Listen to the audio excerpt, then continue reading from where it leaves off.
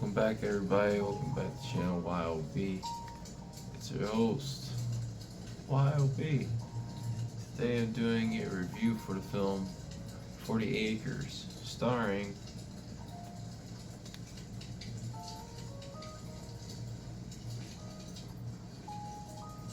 Danielle Deadwyler, Team O'Connor, Michael Grey Eyes.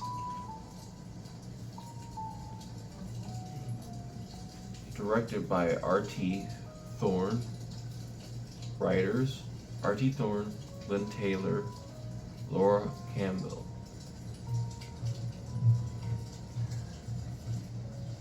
A brief summary of this film.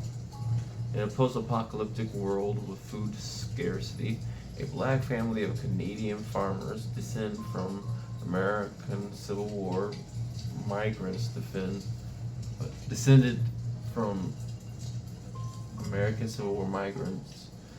defend their homestead against cannibals trying to seize their resources. Yes, yesterday I went to go see this at AMC at one of their unseen showings, and I never been to one of those where they show a random film that hasn't been seen, or I guess an unpopular film or something, like an indie film or something like that, which is a cool concept because it's like a lot of films that I liked when I was a kid were films that were kind of like shown to me rather than me looking for them, and if it wasn't for them being shown to me, I would have never even known about them. So it's kind of cool to go and see a movie that you would never even think about watching. This movie was great.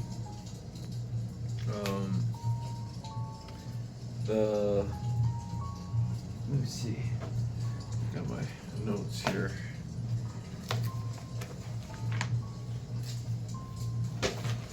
Oops. Alright. Well, I don't have a lot bad in the film. So I'll start with the bad. 1. World development. I didn't like the world development in this film. I thought it was very ambiguous, too ambiguous, and the film is done so well, and it's so, like, I really wanted to know what was going on in the world. It's kind of the same problem I had with Civil War, is that Civil War was really interesting, but it was just too focused on the characters, when the world is more interesting than the characters. And there's like a love story that just kind of gets too drawn out, where it's like, I don't really care. Every time they came up to it, and they're trying to like show us like the love story between the two characters. I think her name in the movie was Rain, and I don't know. I'm not sure that one kid that was like the lead actor. Weird, but I didn't really care for that. Lead actress is one note. Danielle Deadwyler as Haley Freeman. I seen her in other films, and she's been typecast as the angry black woman kind of character, and it's kind of like, I don't know, it's like, I think she could play other roles other than the same kind of, I'm always pissed off, yeah, what's the problem, what's your bitch, mother. It's just because you see pictures of her, she's very pretty, and she seems like she could play like a very soft character too, And again, it's just like, in Hollywood right now, there's so many macho female characters being produced in literature and the writing department, that has kind of oversaturated that market, for characters like that. And it's just like, I don't know, it's just, we've seen it a lot of times, and it's just like, it just feels hypocritical to make, when a male character acts like that, to make them look like they're toxic. and then for the female characters to act like that and make them come across as like, oh, they're so badass. And I don't know, maybe if it was played with some more nuance to it, and because there's strong characters that like, and Death Proof, the Australian stunt actress, she was in it, and she's positive, but she has this strength to her though, and it's like you can do different takes on like a militant soldier. You don't need to do just the I'm pissed off, I'm in the army, I'm angry and disciplined. I don't know, and it's just I don't know. She was okay in it. I didn't hate her, but she was really one note in it, and it was just kind of like okay. And it's like she's done that performance a lot already, and so. But now to the good. One, the cinematography in this film is great. I love the cinematography in this film. I think it's really, really beautiful, beautifully shot. Um, and it's just whoever this director or cinematographer is, I'd love to see more work by them. This is a beautiful looking movie. This is definitely the reason why I would is on top of my list. The first thing comes to mind as good is the cinematography. I love the visuals in this. At first, when I first saw this movie, I was like, oh, this is gonna be some cheap.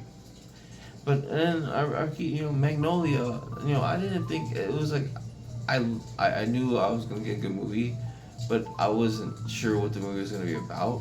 But then it just proved to me, Magnolia makes great films. The studio Magnolia.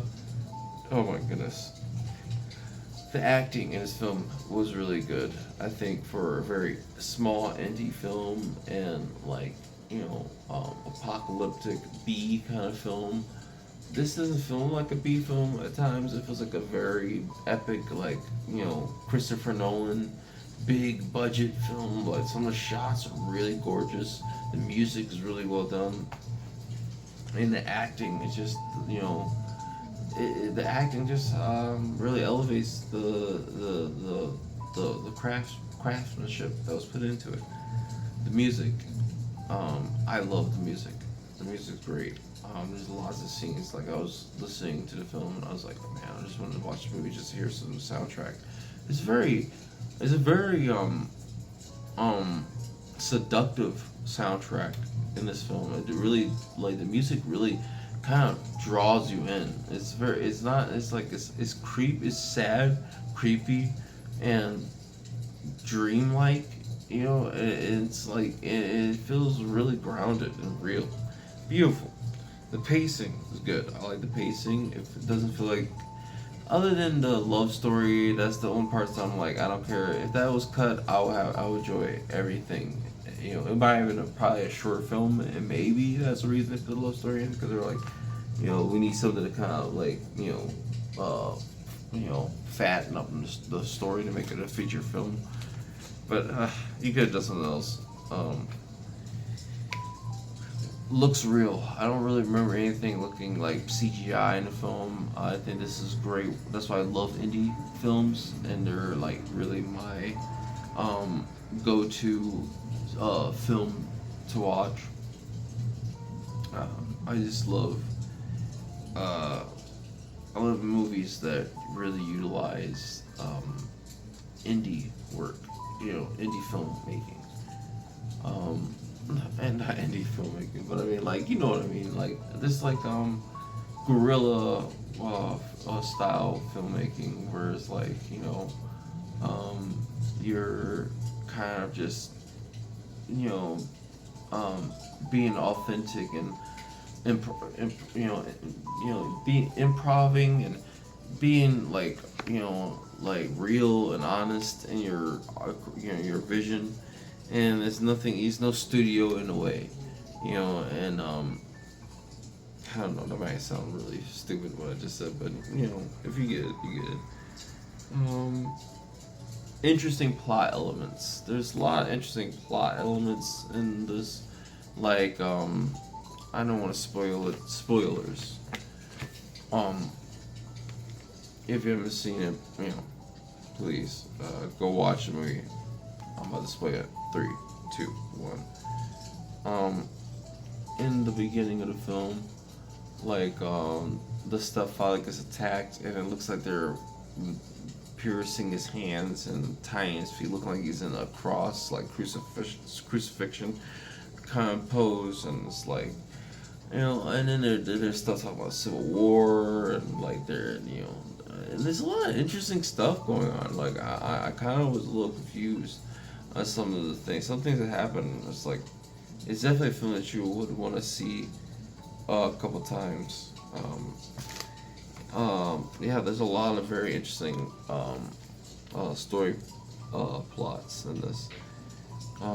And my final good thing to say is a shout out to Magnolia, the studio. I think this studio has made a lot of great films, and I'm looking forward to watching anything else by them.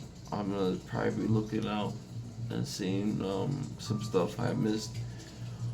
I know this movie was made in 2024, but I'm kind of confused if this is coming out this year or not. But either way, this is a great film. Highly recommend it. 40 Acres. Let me know what you guys think in the comments below. And as always, may the force be with you. Peace and out.